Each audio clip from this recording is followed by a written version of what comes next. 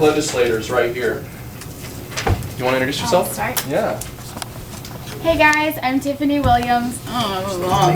Okay. Hey guys, I'm Tiffany Williams. I'm with the Coalition of Texans with Disabilities, and I used to be a staffer. So She's an combining my advocate, guys. She's an advocate. So she comes to the Capitol to advocate for disability rights. She's awesome. She knows a lot about this stuff.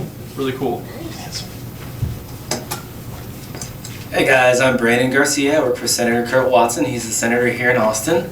And usually when you guys came up to me in our office just a moment ago, I was telling some of y'all, I usually have to sit in the back. And the senator actually sits up here and he's doing business and hearing bills and asking questions. So I've always wanted to sit here. So thank you guys for inviting me and letting me do this. Hey, good afternoon. My name is Elijah Williams. I am the committee director or clerk of the House Criminal Justice or Criminal Jurisprudence Committee.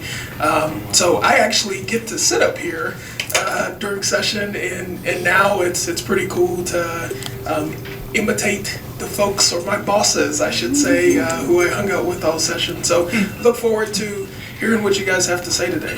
And he's with Representative Collier, who's a really awesome rep. She's a really good hard worker. And what district is she from, sir? Yeah, sorry. Yeah, the committee's chair is Nicole Collier, who is a representative out of Fort Worth, and that's House District 95. And she's on Human Services? Does she sit on Human Services Committee? No. She Okay. actually, no, she doesn't. I wasn't sure. All right. Cool. Well, guys, we're ready to get started. You might have my first three strong, brave volunteers. All right, I knew that. I got two. Oh, nice. Good job, guys. I know some of y'all are practicing. do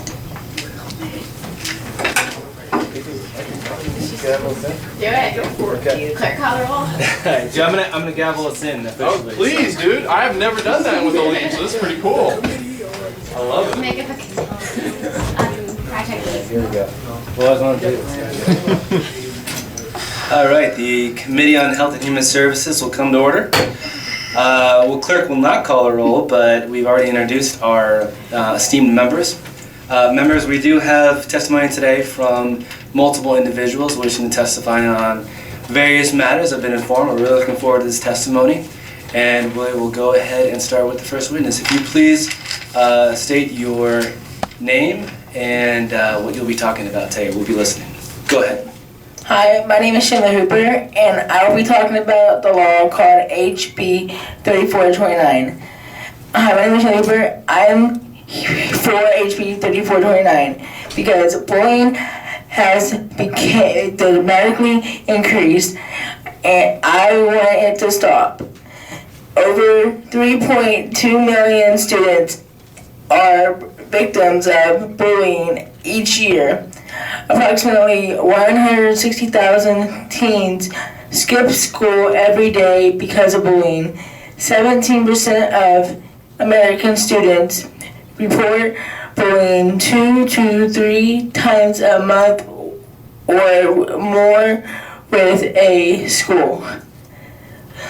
Similar to and four teachers, 1 in 4 teachers see nothing wrong with bullying and will only intervene 4% of the time. When I was 10 years old, I was cyberbullied. Many people would call me ugly names, say rude things about me, and say they don't want to be my friend. And then I could not get enough sleep. Time? But I told my mom, and she said to not. You still got a minute. You're good. She was not very happy, and she told me to tell the principal. I'll be happy to answer any questions you may have. Good job. Good job. Perfect. So what I'll let you do is kind of, you can give them a little bit of feedback one at a time, then we'll go to the next person. Great. You want to go first? Shannon, was that your name? Yes, sir. Shane. Yes, sir. Yes. Well, good to meet you, Mr. Shannon. It's a pleasure to hear from you. I think you're talking about a pretty important topic there that I would absolutely agree with you affects folks like yourself and many other kids, has even affected me when I was your age. And so I appreciate you being here and speaking out and having a voice. That's really important, standing up for what's right. And I encourage you to keep doing that. Yes, sir. I just didn't get David's Law has passed and it's still dramatically increased. Yeah, well, I think there's much more work to do, so that's why you being here and speaking out and keeping the fight alive, it's important. Yeah, Shannon, I think you did an excellent job. You brought up a bunch of good points, including David's Law, which was SB 179. Last session by Senator Menendez, excellent bill, anti-cyberbullying bill. I'm really glad that you talked about telling your parents. I think having communication at home is really, really important. And actually, that's one of the reasons why we get we're able to come up with laws here at the legislature, because this has been a big enough issue that it's brought to our attention. If no one says anything, no one does anything. So good job testifying. Thank you. Great job, Chandler. It looks like you've done this 100 times, so I don't know if you've practiced or this isn't your first time, but way to state your position right away so we all knew exactly what bill you're talking about and your position on it, and way to give us research. It really helps when we actually have the facts and the numbers, the prevalence. And I thought it was really interesting when you talked about the rate of intervention for teachers. So way to have your research. You were really well prepared. Keep doing what you're doing, and I hope to see you up here next session. Okay, I'm thinking about talking to my mom about creating a law for higher David's Law. Do it. Good job, Chandler. You did great, man. The one thing I'd say is, guess what? You still have more time. So you can slow it down just a little bit, all right? I know you were nervous rushing through it. Take your time, and you can say the words. If you take a little bit of time with your words, it has a little bit more impact sometimes. So some of those facts, you can kind of pause and let them sink in, like Miss Tiffany said, that, you know, that one law about teachers intervening, or that one fact, maybe you just give a little bit more time to let that stuff sink in, but great work. All right, who's next? Oh, another thing, guys, these microphones pick you up, so you don't have to lean in to talk to them, all right? As long as you kind of talk at them, it'll pick it up, all right? Okay. Who's next?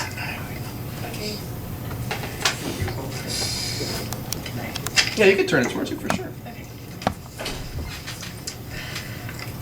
Hello, my name is Emily DeGraff, and I'm with the LEAP program. I will be testifying for Bill number SB 21, which is about raising the legal smoking age. My grandfather, Bradley Ratcliffe, started smoking when he was 5 years old. His 18 and 19-year-old cousins pressured him into it because they thought it was funny. He has fought through cancer multiple times and has tried numerous times to quit, but fails each time. According to the MD Anderson Center, 27% of cancer deaths in Texas are from smoking.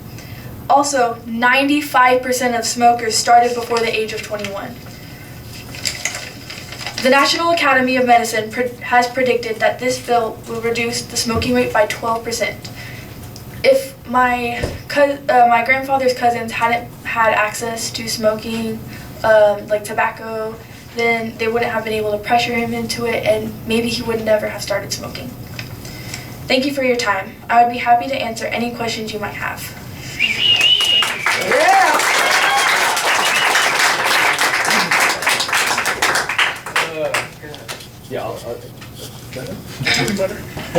Well, Miss Emily, you did a phenomenal job. I really like, one, how you stated your position. That's always a thing in our real hearings we have to remind people to do, so you were on top of it. I think your testimony was super awesome. You stated your research, you had credible research, I would say from a well-respected source, and you talked about the impact of what the bill would do and how it would actually play out, and I think that's really awesome. So, good job. Thank you. Yeah, just to echo what my colleague here said, really good job. I actually wanted you to speak more because I was like, I'm into it. What else is he gonna say? That being said, a lot of senators, at least, they don't like it when people do talk more because they have to listen to hours and hours and hours of testimony.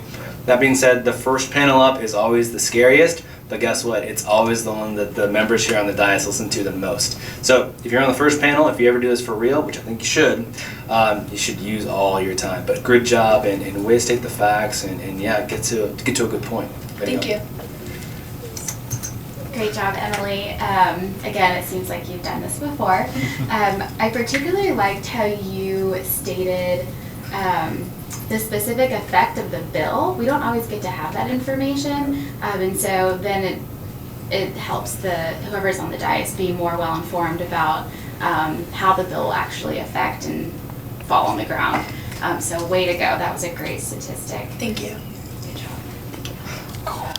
You did great. You really did. And I would just echo what they said. You have more time. That story about your grandfather is pretty intense. Maybe figure out a way you can kind of elaborate a little bit more on that and tie it into the facts maybe a little bit more. Use your time. We want to hear more from you, but awesome. Yeah, let me ask a question. Did that bill actually pass? That bill did not pass, right? It did. I think it SB 21 did. did. It did? Yes, yes, as far as I'm aware of. Yes, sir. Okay, well, I'm glad for that. Good job. Yeah. Yeah, and that Yes, bill, sir. yeah, and that bill actually won't go into effect until September 1st. That's right. That's most of the bills actually go into effect then, yeah. Correct. Yeah, I you appreciate you. I always see that you know what to do, and I see that you like sound on everybody. Yeah, she was paying attention, wasn't she? Yeah, y'all did really good. Yeah. All right, who's next? You got it, bro.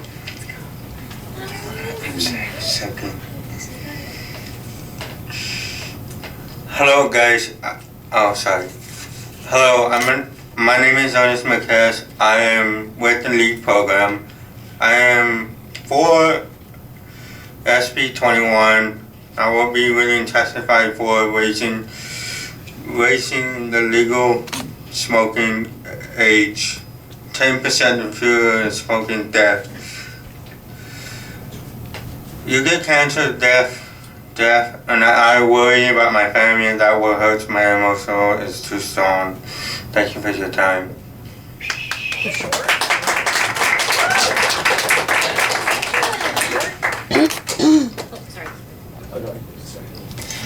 And it was Ellis is your name?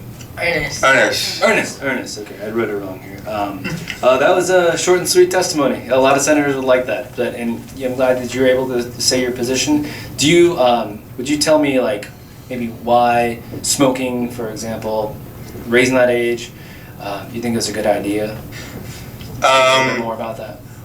Yeah. Well, my brother is he's 18 and I just don't like him to smoke anymore because he's supposed to be under age of 21. Yeah. So the sample is that I just don't want anybody under 18 to get to the 21 age of the 21. So I just don't want my family to get cancer and there's something going on. I don't want my family to dying on me. So that's why I'm worried about my family. Okay, and those are good reasons, and thank you for your testimony. It's good. Well, Mr. Ernest, yeah, thank you for your testimony and thank you for your follow-up response. That was really insightful. I think I could tell you were a little nervous there, and that's okay. That's okay. It does happen to all of us, and so, but your follow-up response was really helpful, and I think you sharing again the personal impact of that to you, that's really moving to members of the legislature. They get a lot of people talking to them, and sometimes I think that human connection as to why something is bad and how it has actually impacted someone it's a really important thing to share. So good job. Ernest, thought you did great. It was, straight to the point. I think that's really good because you are, time constricted. So yeah, being direct and straight to the point is totally fine. You're always welcome to use the whole 2 to 3 minutes, but you said your point and you said it well. So good job. Thank you. So Ernest, you did good, bud. You did really good. What I would say is maybe you can just put some bullets of things that you want to say. I'm worried about my family. Have your statistic there, and just maybe speak from your heart, off the top of your head, and just what you want to say. You know what point you're trying to get across, and if you forgot something, you can look down and say, "Oh, that's a fact that I needed to say." Then you don't have to follow along on your testimony if you don't want to exactly. And remember what we said. Do we have to read our testimony? No. No. What's another choice that we can do if we want to make sure that they hear our words? Yeah. Possibly a free ball, whatever you can think of. You feel okay? That's what we're saying. But you can also submit your written testimony. Okay, so it's a good idea if you're nervous. You're like, oh, I'm going to skip over some stuff when I get up here. You can sit right here to the committee clerk, and you turn in enough copies. I think it's 12 copies, right? Something like 10 or 12 copies. Turn in some copies to them, and they'll read it over, and it gets officially filed as your testimony. Yes, Max. So my parents are coming over? No, I don't think your parents are coming over today, Max. No, I don't think so. We're just going to testify. Can I have a copy here for y'all? You can leave it with one of us if you want, or you can keep it. Yeah. I'll leave it on there for them. Yeah, well, they're not here. That's if there's an actual hearing. Mom and Dad are coming over? No, not today, Max. Not today. All right, guys, who's next? That was a good first panel. Come on, Josh. Thank you. Good job. It's all right. Soon get there. Kip, you can be next, okay, bud? You want to be next, Kip? All right.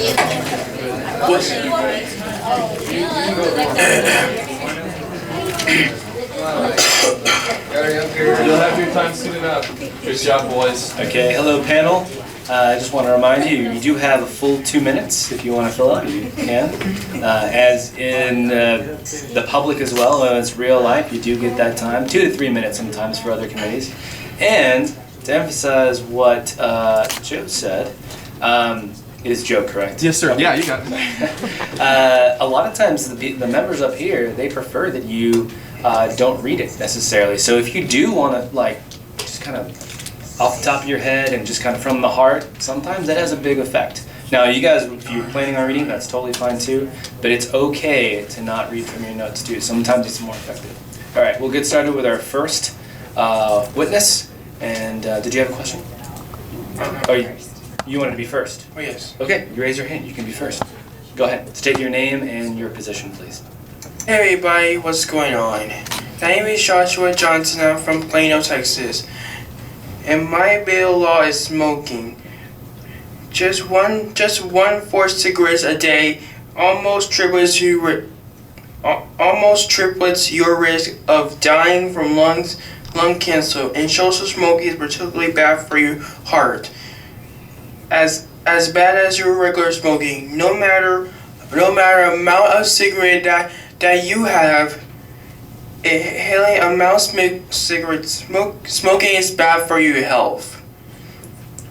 The new research adds evidence to the notion that the lungs are able to protect themselves against intruders that we breathe in.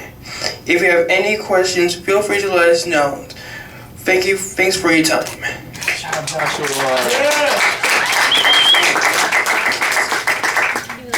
Joshua, I did have a question for you. Can you read that statistic again? What was the... One more time? No, how many cigarettes a day triples your, triples your chances of lung cancer? It's three cigarettes a day. Just what does it say? You want to read it again? What was the first part? Just 4 cigarettes. 4 cigarettes a day, almost triplets as your risk of dying from lung cancer. Wow, I didn't realize that. 1 to 4 cigarettes a day, yeah. Okay. That is kind of true. That's pretty crazy. I used to, full disclosure, I did used to smoke back in college. It was a dumb idea, and my friends actually talked me into it. It was a really stupid idea. Anyway, but then I just couldn't breathe anymore, so I stopped smoking. But I didn't realize that statistic, 3 times as likely. Okay. Thank you for your testimony, Joshua. It was really good. Anytime. I did not know that. Thank you for any day, anytime, anywhere. Hope to see you here when the session begins again in 2 years. You need to come up and testify. Yeah. I like that, Joshua. You're ready to go. There's nothing wrong with that, man.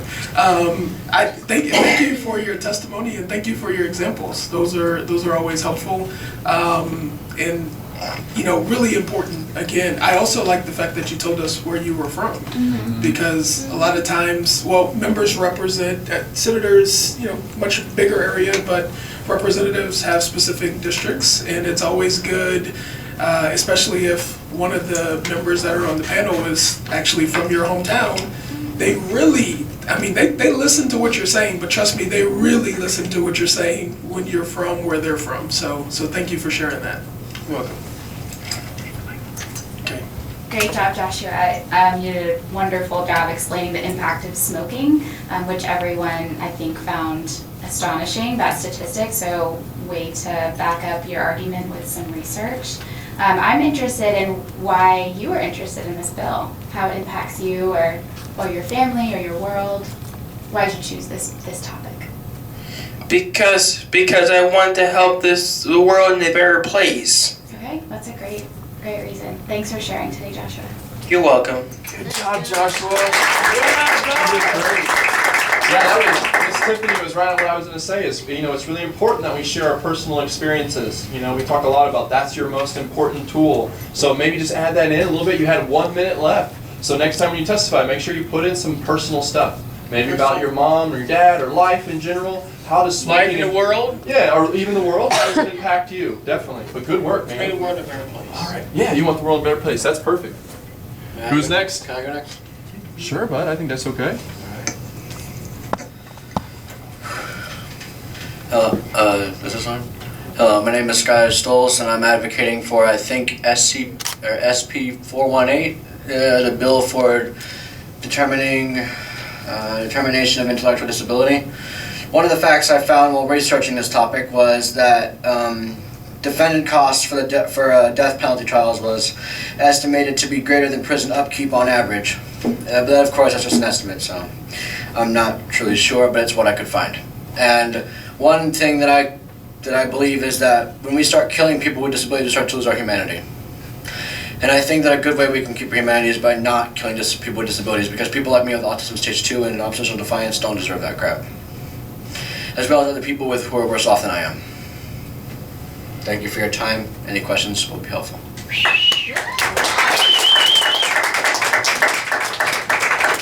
Skylar, can I just follow up on losing our humanity by, you're talking about the death penalty for people with disabilities Yes. in the criminal justice system. I think I might have gotten that wrong. I'm advocating for not doing that. Right, I'm sorry, that's what I said, not against the death penalty for that. So can you talk a little bit about finding this humanity and why maybe not doing that to people deserves that? The reason why I find it better not to do that to people is because that's a savage thing to do. It's a very bad thing to do. It's what dictators would, like Hitler, would have done. It's probably what they did do. Mm-hmm. I'm using facts that I've found for myself about life, that when we start to lose our humanity, we start to lose ourselves. And I don't want that to happen, because humanity is a very beautiful thing, and we get things like the rocket program that we got back in, what was it, 60s and 70s, when humanity put our heads together and we were able to do great things. We wanted to start to kill off people such as Stephen Hawking that made great advances in science. That's when we start to lose everything that we've strived to achieve. Excellent. I wish I could just write down everything you just said. That was wonderful. All right. Excellent testimony. I really appreciated your passion on this. So thank you for coming up. I think you should really do this for real. My heart's going and I'm still shaking right now. now. It's good.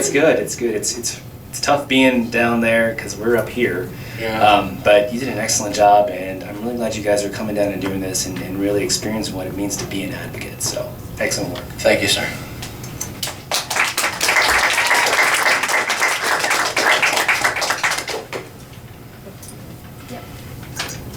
I echo my colleague's sentiments when he says that you're passionate, and that can go a long way. But you also had really good information to share. Thank you for being here. It's an important topic to advocate for. Sometimes it's crazy the things that we feel like we need to legislate. So I really appreciate you pointing out kind of the absurdity of the topic and how important it is to protect all lives. Good job. Thank you, ma'am. Figured I could do my part. Well, thank you for doing your part. And I do want to echo how important this bill is. It's actually something we dealt with this session. And it's a tough topic for a variety of reasons, especially when you kind of get into the politics of it. But, unfortunately, there's still a lot of work to do on this topic, and I absolutely agree with you that humanity is a beautiful thing, even when we unfortunately make mistakes. But finding humane ways to deal with those issues and deal with punishment for things we shouldn't have done, I think is an important thing to do. So thank you for speaking out on that. Keep speaking out. because it's an issue, like I said, that it's not going away and it hasn't went away. And we need to keep hearing your voice on the issue. So thank you. Thank you very much, sir. You did great, bro. You did great. You really did. That was awesome. So one thing I would recommend is we know at the legislature, are there more Democrats or Republicans? Republicans. There's more Well, Republicans. yeah, there's about 150 Republicans and 31 Democrats. Well, maybe, but there's a lot of Republicans. So what we need to do is we make sure that we frame our arguments in ways that the Republicans are willing to meet us. So you had an excellent fact in there about the cost, that it costs way more to put someone to death and do all that death penalty trial versus keeping them in jail. I would just maybe, take a little bit of time, let that kind of stuff sink in, make sure you say it real clearly that the cost of putting someone with an intellectual disability to death are way more than just putting them in jail. So that's a pretty big fact that I think that they make sure they really need to hear. But the way you said it with your passion was amazing. Great work, man. I'm sorry if I wasn't kind of clear, but No. as I've been told, I speak like a motorboat. No, you did great. We understood you. I'm just saying maybe just take a little bit more time to let that fact kind of settle in and, give it a little bit of room to breathe. Yeah, a little pause, a little bit of room. But you did great, man. All right. Is that you, George? You next? Yes. Hello, my name is George Conger and I am from San Antonio, Texas. I'm here today to testify on the death penalty bill SB number 418 on behalf of the intellectually disabled individuals. There are people being put on death penalties and that being put on death and being challenged based on their disability. I believe that people that are disabled deserve a fair trial when it comes to murdering innocent civilians. The disabled people that are committing these crimes should also have access to accommodations during their trial. In Texas, a death penalty case costs an average of $2.3 million. That is about 3 times the cost of putting someone in a single jail cell. I had a personal experience in school with an intellectually disabled person. I sought to help this person because he struggled with reading and writing. Certain people cannot comprehend on what they are doing. That is why we need to help. Thank you for your time. I would be happy to answer any questions you might have.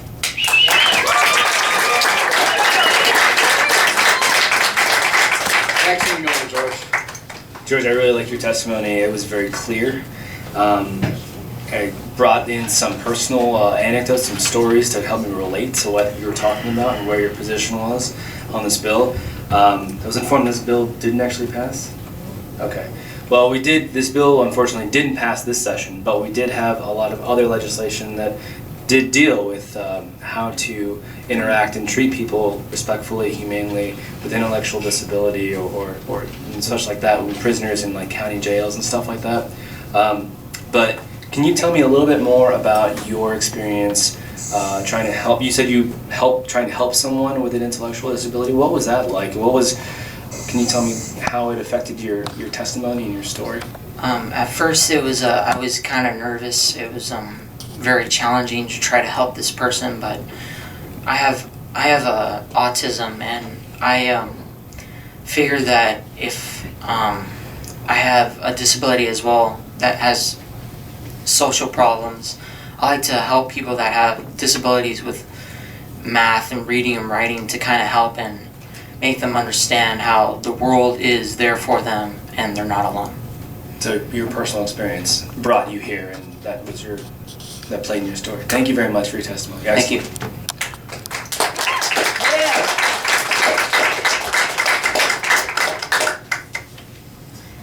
Really well done. I really appreciated how you were specific in ways that the criminal justice system could be better in serving people with disabilities, specifically providing accommodations.